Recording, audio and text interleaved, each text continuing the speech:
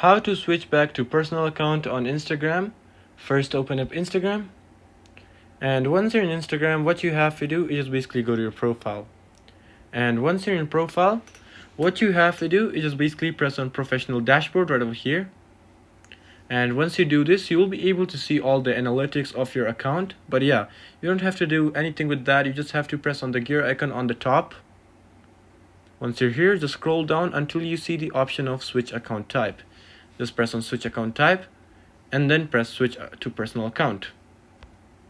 Once you do this, it's gonna warn you if you switch to personal account, you will be able to switch back to creator account, but yeah, you'll lose all the access to business tools and everything just like that. But yeah, you just press on switch to personal account, and yeah, it's gonna take a while to reset everything, so you just gotta wait a few seconds.